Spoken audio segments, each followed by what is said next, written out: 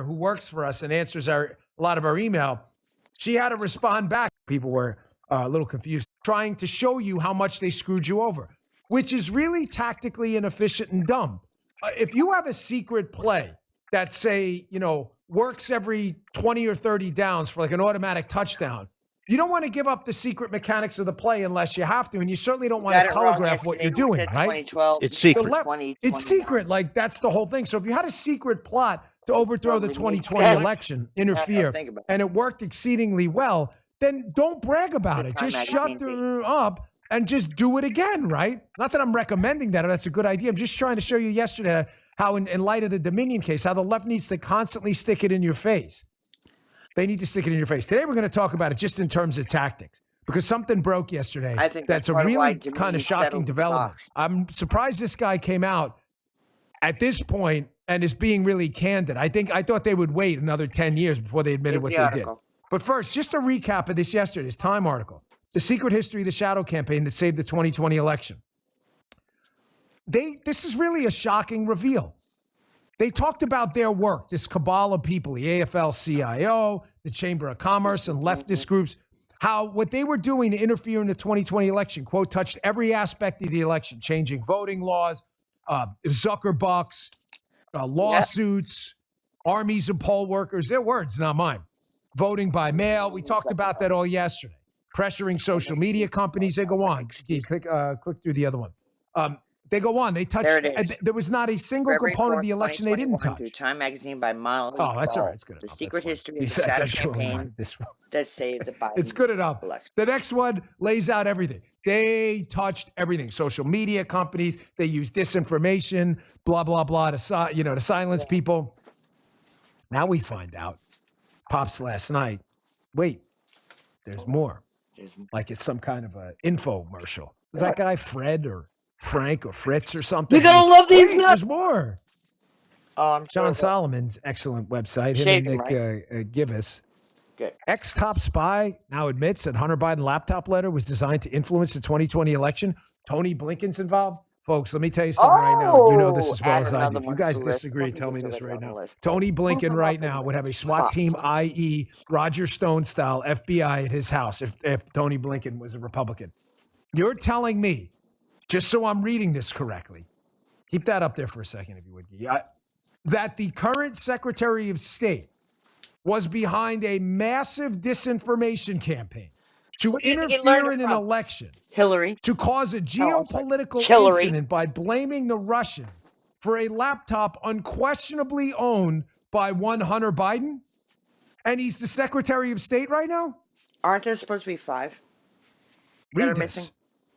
A former CIA acting director has admitted to Congress that he organized the letter that falsely portrayed Hunter Biden's laptop as Russian disinformation in an effort to influence the 2020 election in favor of Joe Biden. And he did so at the direction of current Secretary of State, one Anthony Blinken, according to a letter release by Jim Jordan.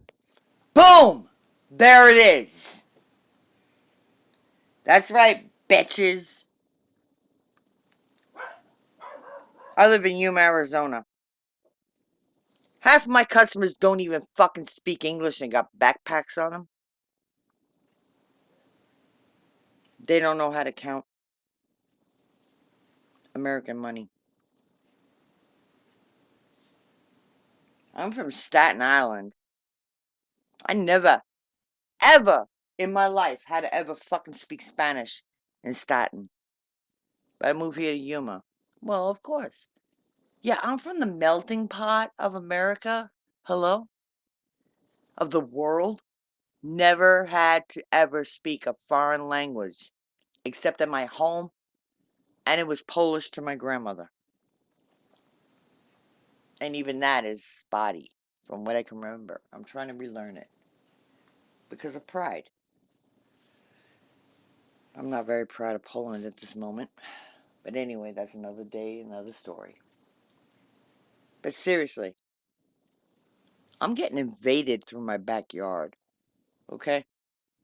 We are the lettuce capital of the world when it comes to winter vegetables. In summer, it's Salinas, California. Because they migrate. Same workers. Some of them stay permanently. They're my customers. I work at a Chevron gas station, okay? I know about the gas. I know about the retail prices going up.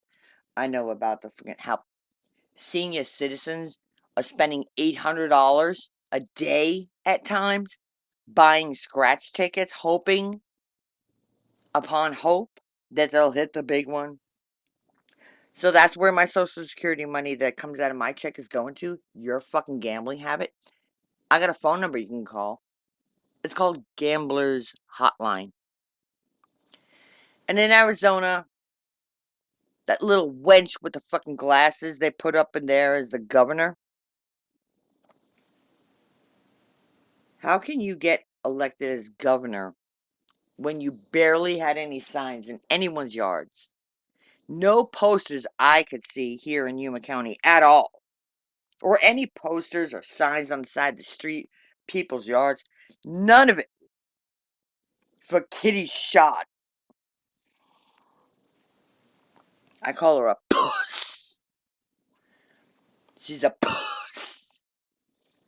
Hey, I gotta somewhat keep it clean. Yeah, that's how I say meow. Yeah, you can six-pack me. Go ahead. Have a good time. We might just have a good time. But anyway, you mean to tell me with barely any support, the Secretary of State in Arizona won the gubernatorial race when Kari Lake had mobs of people? You had a former president and other Republicans, some of them not quite worth what they're thinking they are,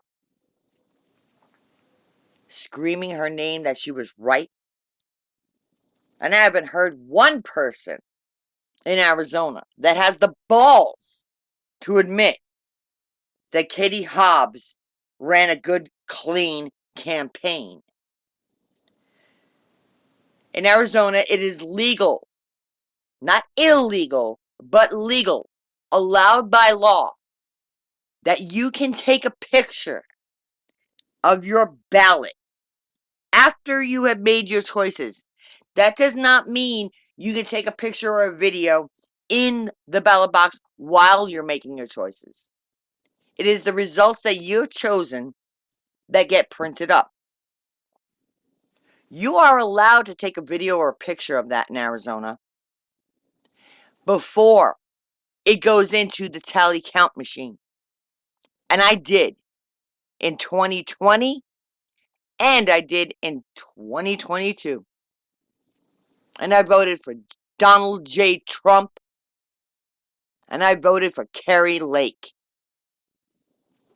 And you mean to tell me this won? Bullshit. I call bullshit. I scream it loud and fucking proud. You're liars. So, I want Jim Jordan or whomever is in charge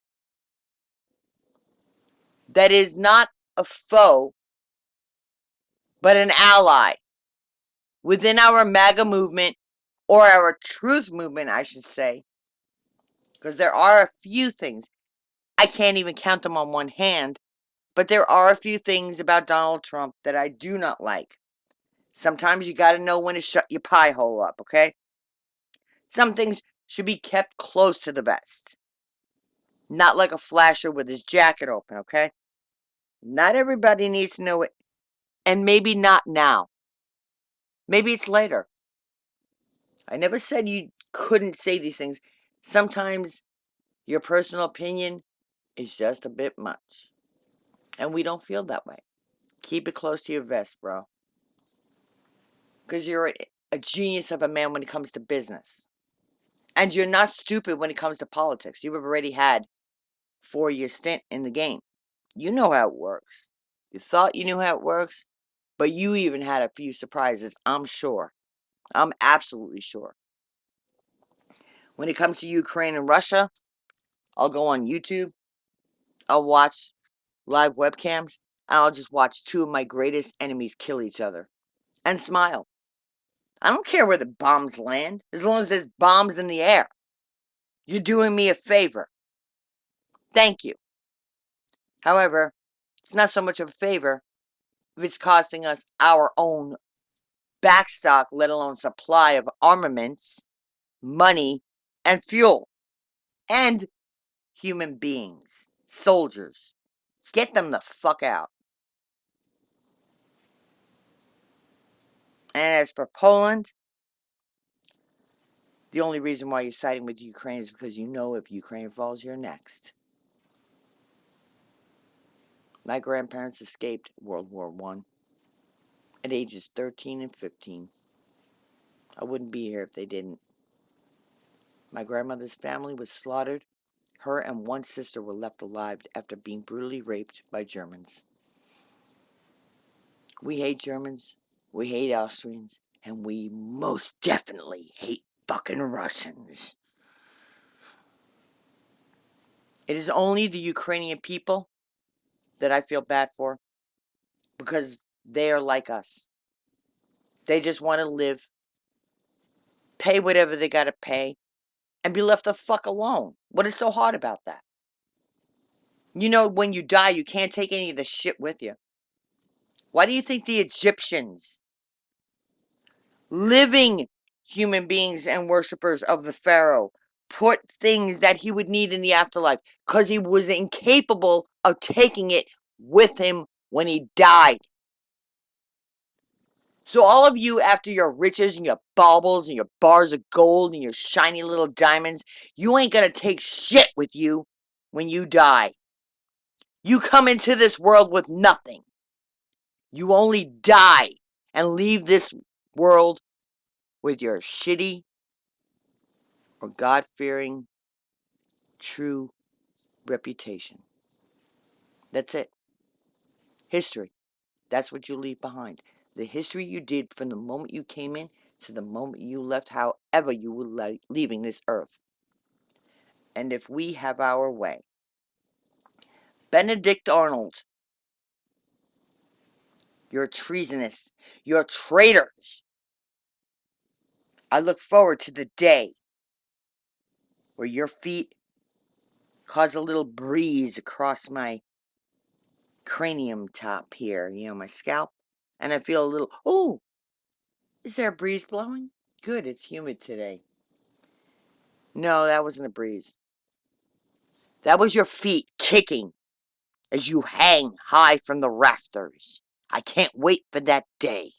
And then when you're done being dead, we're going to drag your asses through the street and pull a little Ceausescu like they did in Romania when the Soviet curtain fell. And we're going to let the people beat your corpse to shit. Or we're going to need shovels to pick up the remains and put it into the garbage where it belongs. They're telling you the gameplay. They're telling you, like in an NFL game, you got spotters up in the crowd who are trying to see what the coach says. Why do you think he covers his mouth when he knows he's on TV? Because he's telling them what the next play is, and he don't want the enemy looking, because you got spies. That's the problem about the leftists.